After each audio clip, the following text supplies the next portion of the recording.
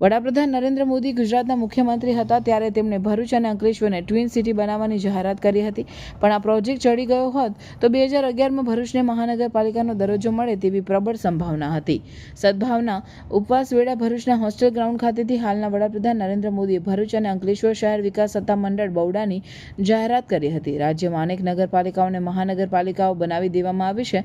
તેમાં કેટલીક તો ભરૂચ પછી જિલ્લા બન્યા હોય તેવી પણ છે, પણ ભરૂચને સતત અન્યાય કરવામાં આવી રહ્યો છે. ભરૂચની સ્થાનિક નેતાગીરી પણ મહાનગરપાલિકા બનાવવામાં સદંતર નિષ્ફળ નીવડી છે અથવા તે માટે માત્ર કહેવાતી કવાયત કરવામાં આવી રહી છે. ત્યારે ભરૂચ જિલ્લા ભાજપ પ્રમુખ પ્રકાશ મોદીએ કેટલાક તથ્યો સાથે ફરી એક વખત ભરૂચને મહાનગરપાલિકાનો દરજ્જો આપવાની માંગ સાથે ગુજરાતના મુખ્યમંત્રીને પત્ર લખ્યો છે. ઉલ્લેખનીય છે કે શહેરની હાલની વસ્તી 2.25 લાખની છે અને તેમાં સૂચિત ગામોને જોડવામાં આવે તો મહાનગરપાલિકા માટે જરૂરી માપદંડ પૂરા થઈ શકે તેમ છે.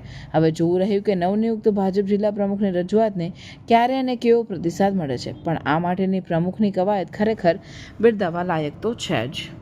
ભરૂચ અંકલેશ્વરને નગરપાલિકામાંથી મહાનગરપાલિકા બનાવવા માટે અમે માનનીય મુખ્યમંત્રી શ્રી ભૂપેન્દ્રભાઈ પટેલ તેમજ પરમ આદરણીય પ્રધાનમંત્રી શ્રી નરેન્દ્રભાઈ મોદીજીને ગઈકાલે એક પત્ર પોસ્ટ કરેલો છે. અગાઉ પણ અમે માનનીય મુખ્યમંત્રી શ્રી પાસે રૂબરૂ રજૂઆત કરેલી. એમને જણાવેલું કે તથ્યો આધારિત મને લેખિતમાં બધી વિગત આપજો, પછી આગળ જોઈશું કઈ રીતના થઈ શકે એમ છે. એટલે અમારી વિનંતી હતી અને અત્યારે પણ અમે માનનીય મુખ્યમંત્રી શ્રી અને માનનીય પ્રધાનમંત્રી શ્રીને અમારી વિનંતી અમારા 5 પાનાના પત્રના બધી પૂરી ડિટેલ સાથે કરેલી છે.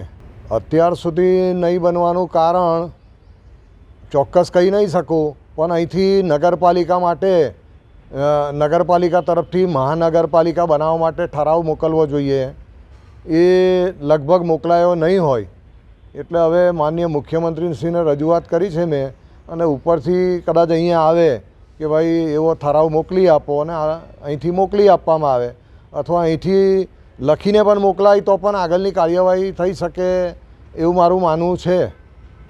ભરૂચ જિલ્લામાં આમ તો 10 GIDC છે, 3 મોટા સેઝ છે, એ ઉપરાંત અનેક હોસ્પિટલો છે, કોલેજો છે, શાળાઓ છે, અનેક મોલ છે અને વિકાસના અનેક પ્રોજેક્ટો પણ અત્યારે ચાલુ છે.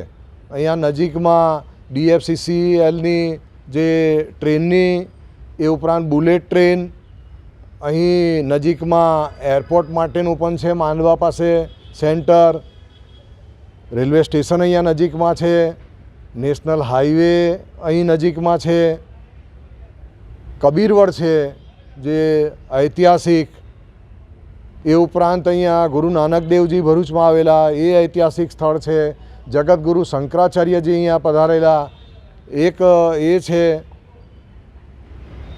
અનેક બીજા ધાર્મિક સ્થળો આવેલા છે કે જે ઐતિહાસિક ધાર્મિક અનેક મહત્ત્વ ધરાવે છે.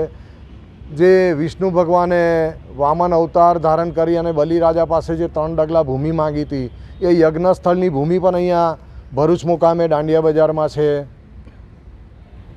હવે શું લાગે છે આપની જે માંગ છે તે પૂર્ણ ક્યાર સુધી થઈ શકે એવી છે?